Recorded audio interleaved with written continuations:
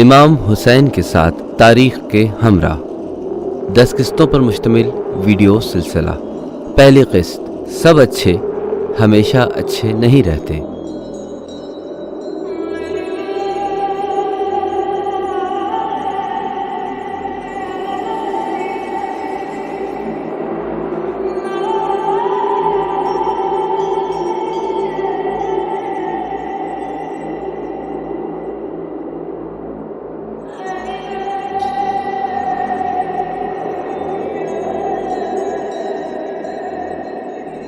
इन्ना रब्बका लिबिल मिरसाद, बेशक तुम्हारा परवरदिगार जालिमों की ताक में है। और अमीर शाम मर गया। नीमाए रजब सन 60 हिजरी में अमीर शाम का खूनी पंजा मिल्लत इस्लामिया के गले से छूट गया।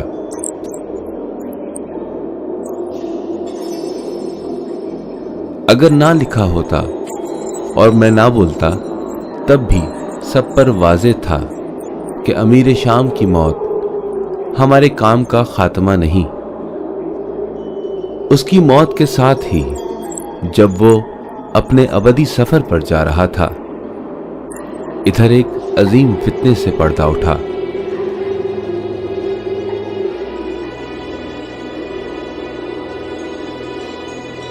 चुनांचे यजीद इब्ने मुआविया नीमा रजब 60 हिजरी में उस बैत के साथ मुसलमानों का खलीफा बना जो उसके बाप ने करवाई थी। यजीद जो कुछ भी था मगर मुसलमान नहीं था। लोग उम्मत मुस्लिमा असहाब रसूल की औलादें इमाम अली के साथी और दुनिया फतह करने वाली जंगों में लड़ने वाले बहादुर अपनी खेती बाड़ी, कामकाज और तिजारत में मसरूफ हो गए थे।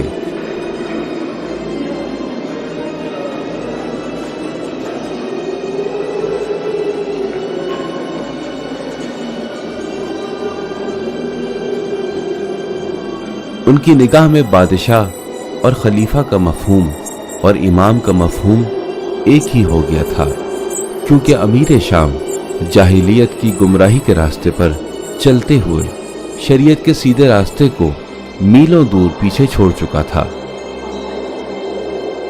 जब तक उसकी जिंदगी और कबीले की अय्याशी का सामान फराहम था, उसके लिए कोई फर्क नहीं था। सिर्फ चंद लोग ही थे जिन्हें इस बात की फिक्र थी। चुनांचे यजीद ने मदीने के गवर्नर वलीद इब्ने उतबा को लिखा, हुसैन इब्ने अली, अब्दुल्ला इब्ने उमर और अब्दुल्ला इब्ने जुबैर को उस वक्त तक ना छोड़ना जब तक तुम उनसे मेरे लिए बैत ना ले लो। यजीद गलती पर था। खलीफा दुफुम का बेटा कोई बागी नहीं था और लोगों को भी उससे कोई सरोकार नहीं था। लेकिन हुसैन इब्ने अली अलैहिस्सलाम और अब्दुल्ला इब्ने जुबैर ने नए खलीफा की बैत ना की।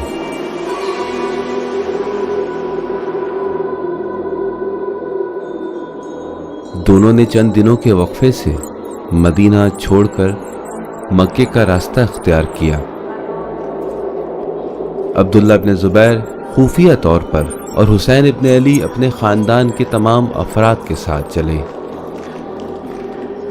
अब्दुल्ला इब्ने जुबैर अनजान राहों पर छुपते छुपाते और हुसैन इब्ने अली मदीना और कूफा की मरकजी शाहराहों के रास्ते से अलल ऐलान चले।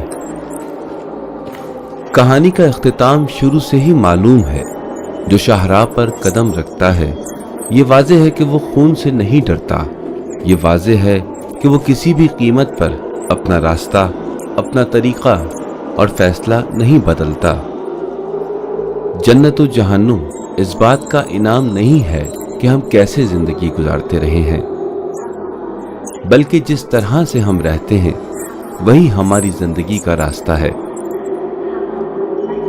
हत्ता अगर ना लिखते और मैं ना कहता तब भी वाज़ेह है कि कौन सा मुसाफिर किस रास्ते से जाएगा। अब्दुल्ला इब्ने जुबैर इब्ने अवाम का बेटा था। उसका बाप जंग जमल के फितने तक अमीर अल मोमिनीन علی علیہ السلام کے قریبیوں میں سے تھا اور پہلے ہی فتنے میں وہ اپنا راستہ گم کر بیٹھا تھا۔ تاریخ کی وضاحت اور مولا علی کے فرمان کے مطابق عبداللہ ابن زبیر اپنے باپ کی گمراہی کا سبب بنا تھا۔ اگر نہ لکھتے اور میں نہ کہتا تب بھی معلوم ہے کہ کون سا مسافر کس راستے پر جائے گا، کیونکہ جنت ہماری زندگی کا ہی راستہ ہے۔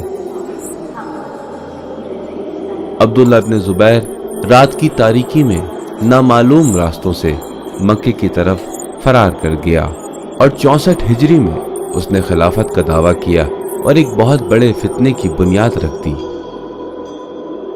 اگر نہ لکھا ہوتا اور میں نہ بولتا تب بھی معلوم تھا کہ کون سا مسافر کس راستے سے جائے گا۔